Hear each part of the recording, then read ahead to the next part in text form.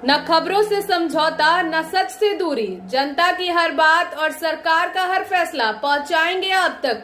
देखते रहिए सच का साथी live TV anchor Anushka Shukla के साथ।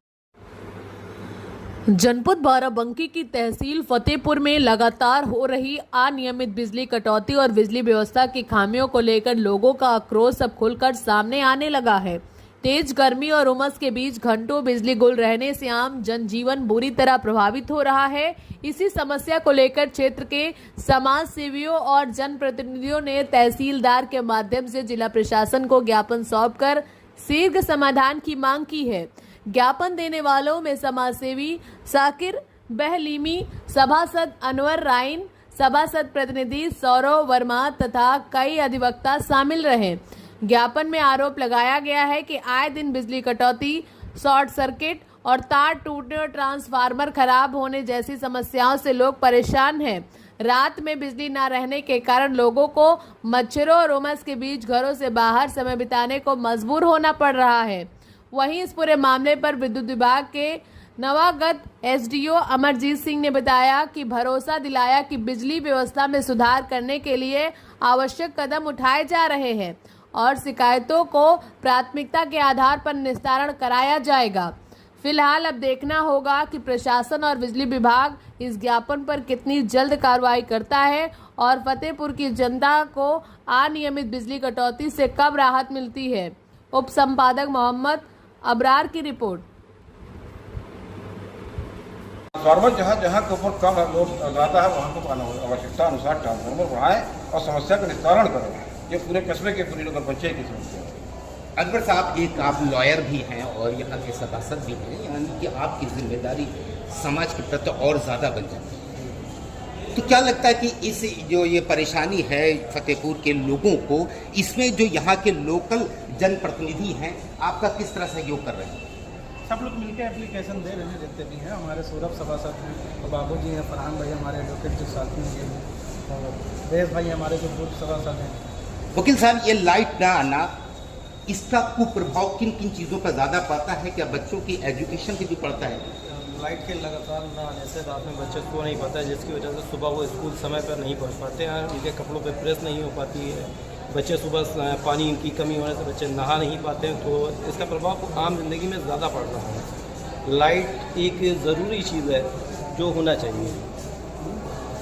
वकील साहब, क्या लगता है आपको कि जो ये विद्युत व्यवस्था है ये बहुत ही चरमराई हुई है, इसके पीछे किसकी गलती है और कौन जिम्मेदार है? देखिए, इसकी गलती तो पूरे विभाग की है, क्योंकि ये लोग अगर जो अपना जिम्मेदारी से काम करें तो आम जनमानस को परेशानी का सामना नहीं करना पड़ता। हम लोग भी बहुत व्यथित रहते हैं। वाइफ की तबीयत खराब होने के बावजूद कम से कम मैंने 19-12 पे 10 बार कॉल की, उस पर भी कोई रिस्पांस नहीं आया।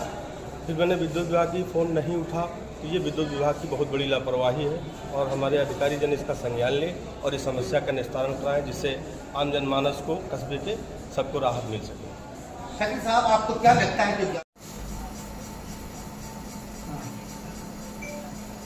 यशु साहब, हमारे चैनल में आपका बहुत बहुत स्वागत है। जी, आप अभी जल्दी ही यहाँ पर आपने ज्वाइन किया है। जी जी। और मैं जानना चाह रहा हूँ कि आपने जब तहसील फतेहपुर यहाँ पर ज्वाइन किया तो आपके सामने क्या क्या चुनौतियाँ रहीं?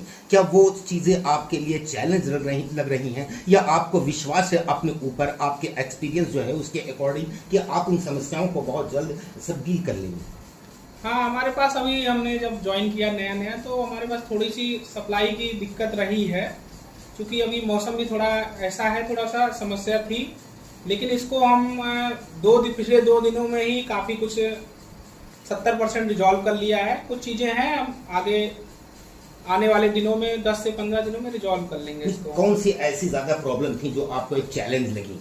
मुझे चैलेंज की तरह मुझे कुछ नहीं लगी। मुझे तो रेगुलर एक काम की तरह लगा, जो एक हमारा नॉर्मल प्रोसीजर है कि हमें उपभोक्ताओं को बेहतर विद्युत आपूर्ति।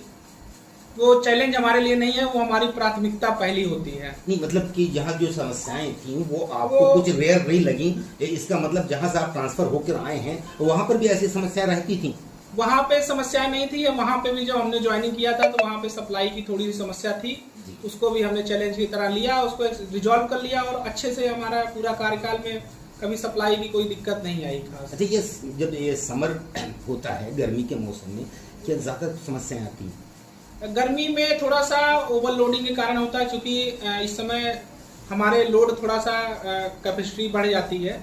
इसके कारण कहीं ना कहीं फ्यूज की थोड़ी समस्याएं आती हैं, लेकिन वो रेगुलर मेंटेनेंस के द्वारा हम लोग उसको रिजॉल्व कर लेते हैं, कोई बहुत बड़ी समस्या नहीं होती है।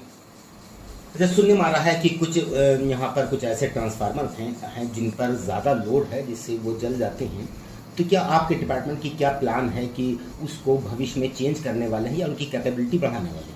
हाँ, इसमें अभी इसके साथ साथ हमें पहली चीज़ तो हमें तहसील में हमें एक चैलेंज मिला था कि यहाँ की सप्लाई थोड़ी डिस्टर्ब थी। 2 दिन से हमने देखा, शुरू हम ज्वाइन किए, तो इसके बाद हमने उसकी कारण को कॉज को उसको पता लगाया। तो पहली चीज़ें हमें मिली कि 33 की जो हमारी लाइन थी वो थोड़ा सा, चूँकि 35 किलोमीटर की लाइन थी, उसमें पेड़ बहुत ज़्यादा टहनियाँ थी, तो उसको हमने काफ़ी लग के, मतलब रात दिन काम करा के उसमें काफ़ी रिजॉल्व कर लिया है।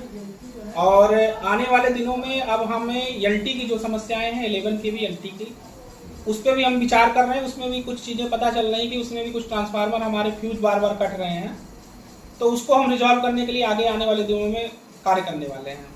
तो कुछ स्थानों पे ट्रांसफार्मर की कैपेसिटी बढ़ाने के लिए अनुमोदन जा चुका है या वो पास हो चुके हैं, ऐसा भी? कुछ अभी हमने तुरंत इसको तत्काल, चूँकि हम 33 में भी व्यस्त थे, मेन सप्लाई हमारी पहले नॉर्मल होनी चाहिए थी, अभी हमने तत्काल जे हिसाब से जो जानकारी प्राप्त किया है तो उसमें हमारे लगभग 6 ट्रांसफार्मर लगभग लोड थोड़े ज़्यादा थे, उनके फ्यूज कट रहे हैं। अब उसकी प्राइमरी कॉज तो अभी हमने पूरा अध्ययन नहीं किया है, क्योंकि हम जब तक देख नहीं पाएंगे तब तक हम उसको प्राइमरी कॉज को उसको नहीं डिटेक्ट कर पाएंगे। लेकिन थोड़ा जे हिसाब के अनुसार जो बता रहे हैं कि कुछ में ओवरलोडिंग की समस्या है, तो उसको हमने एक तो बिजनेस प्लान में इंक्लूड कर लिया है, 1-2 जगह का पास भी हुआ है, उसको हम जल्दी उसको सही करा देंगे।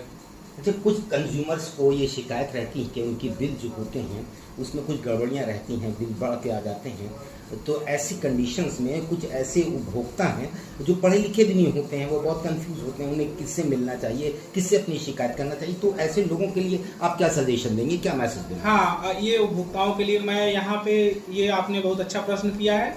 यहाँ के उपभोक्ताओं से मेरी अपील है कि अगर आपको कोई भी समस्या हो विद्युत से, विद्युत बिल, विद्युत कहीं सप्लाई की कोई दिक्कत है और कोई भी समस्या हो, तो हमारा ऑफिस, मैं यहाँ प्रॉपर बैठता हूँ, हम इवन दो ऑफिस आवर के बाद भी यहाँ पे उपलब्ध हो जाते हैं कभी कभार, कि समस्याएं रहती हैं उसको रिजॉल्व करते करते, तो हम पावर हाउस में कभी मिल सकते हैं कभी, तो हमें तत्काल सूचित करें और किसी बाहरी व्यक्ति के बहकावे में या उसमें ना आए, और तत्काल हम लोगों से संपर्क करेंगे तो हम उसको बेहतर से बेहतर उसका परिणाम उनको मिलेगा और उनकी समस्याओं का 100% निदान करेंगे।